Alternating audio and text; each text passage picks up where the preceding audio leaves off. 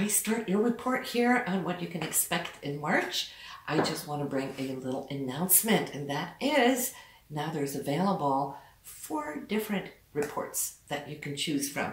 It's the Lover's Report, which can see how you're affecting each other astrologically, right? A synastry chart. There is a calendar. There is a transit chart, which comes up with all the peak dates pertaining to your own personal chart, of course. And then there is the year ahead, starting from the month that you order it. So these are very exciting. It's a collaboration that I'm having here now with this company, and I know him as an astrologer, which has been out there more than 40 years. He's super good. I ordered his reports back in '93, right?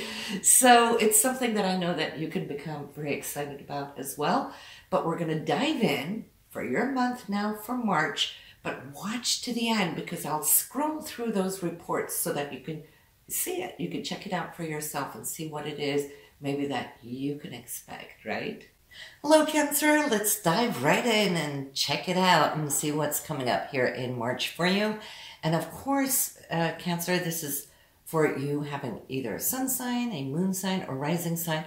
This information is all pertinent to it. But I would say that when we listen to these monthly forecasts, I would say go listen to your moon and rising sign too, because we got a couple of very strong transits here this month. And of course, where they're showing up in your sun sign reading, they will also show up in your moon sign reading and your rising sign. So you will see other aspects, areas of your life that this can come to ring true, right?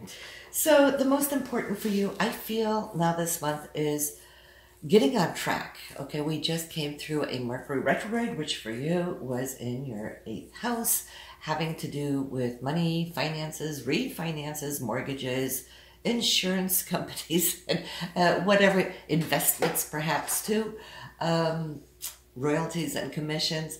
Some of you, Cancer, might have experienced a delay in one of these areas. And of course, that's always frustrating, especially if it has to do with a payout. You know, maybe you're relying on that money, right? But it's picking up speed. It's moving forward. It's still in your 8th house here in March. So I'm seeing how that is just starting to pick up very early. That first week of March, Mercury will be conjuncting Jupiter. So there's some good news. If there has been a delay, you can expect it here within the first few days of March to receive some good news.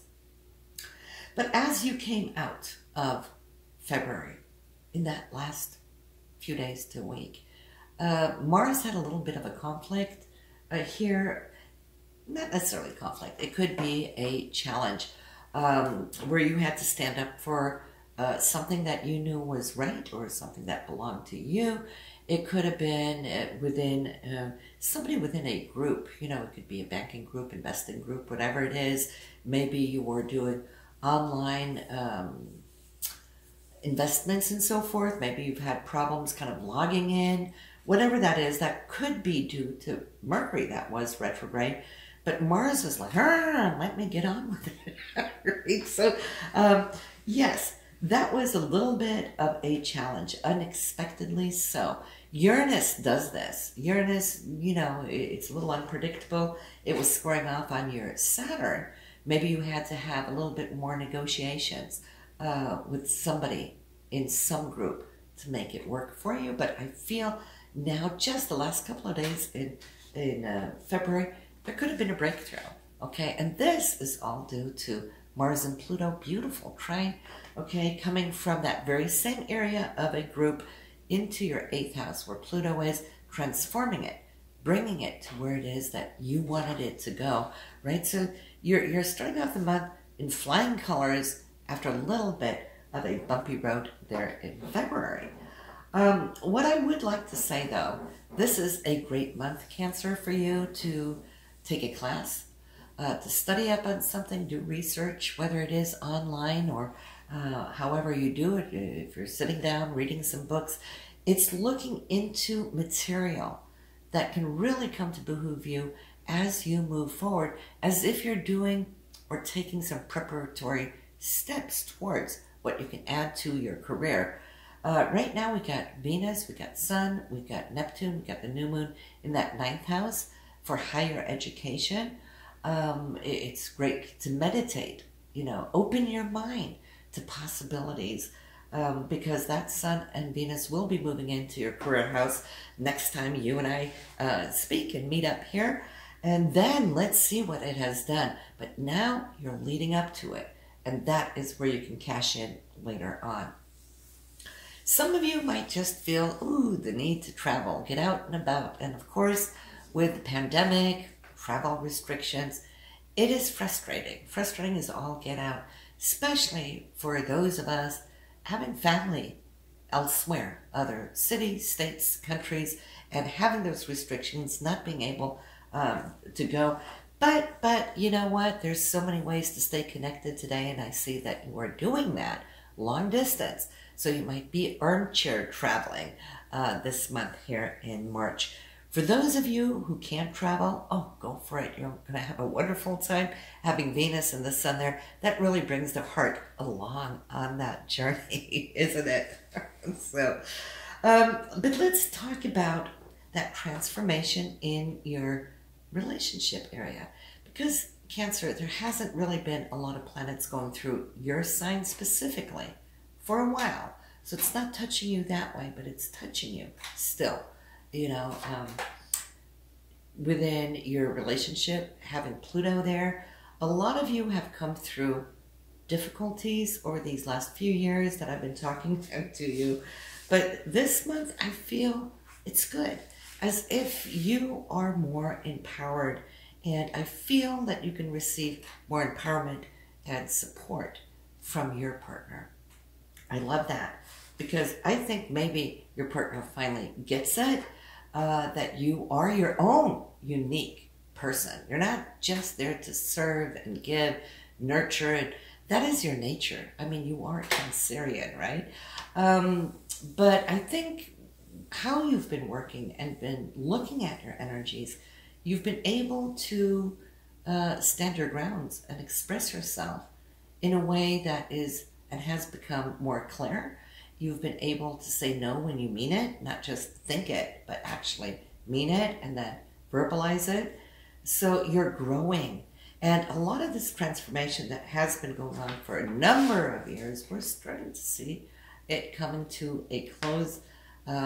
Pluto now is 26 degrees. We only got 4 more degrees to go before you can liberate fully from it. Okay, so you have filled up, and you are pretty much now becoming that new person that you weren't 5, 6, 7, 8 years ago when you and I were talking, right? So I love to see that as a long-term aspect. But the new moon on the 13th, we have the new moon 13th, we've got the full moon on 28th. That new moon is in Pisces and conjuncting Neptune. Those two, it's a double whammy because Neptune rules Pisces, and it's in the sign of Pisces. It's creative. I want you to really hone in on those higher frequencies, that spiritual, inner, playful being that you are, right?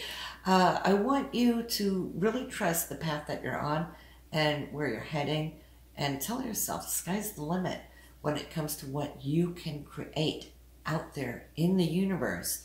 And since the next new moon is going to be in your career house, I would say use March, use this month to envision what it is you're trying to attain as a goal, not just in your career, but any goals that you might have, Cancer. I feel this is the time for you to really expand upon it and really bring everything to the table, and you'll see within a month what you have been able to achieve by doing that. I love, love, love that for you. And then on the 28th, we have the full moon in your 4th house for family. So this will be a time for you to be able to spend a little bit more time with the family and just have maybe a reunion, whether it is in the physical sense or if it is online, a Zoom call, right? FaceTime, whatever it is, but it's getting together and feeling one another that is essential here for you. So that is the short and the skinny. If you're feeling that you're having to restrict, some of you are, I just want to mention that. If some of you are feeling that you're having to restrict a few friends, you could say maybe it's the pandemic giving you perspective on who is real friends and who's just acquaintances, and do I want to hang on to them, and who's just draining my energy. A lot of people that might not be at work for the time being, or being bored for being all closed up and just sending off text messages 100 times a day to get your attention or anybody's attention.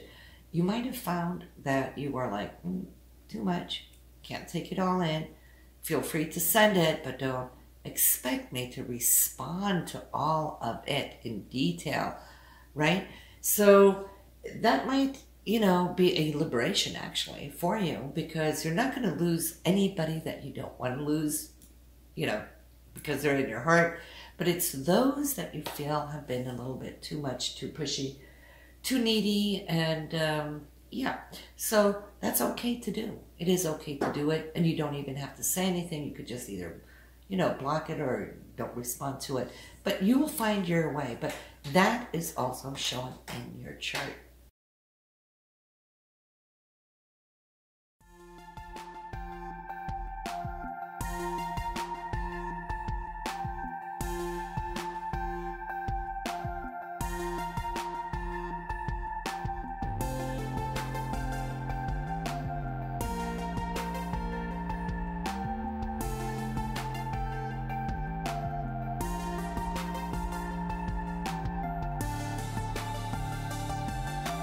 So guys, thank you for watching this month's forecast. Make sure to smash that button and get the notification bell as well for new upcoming reports. And I will see you next month. But head to the website if you're wanting one of those special reports. You'll find the link down below in the description or just right up above. See you in April.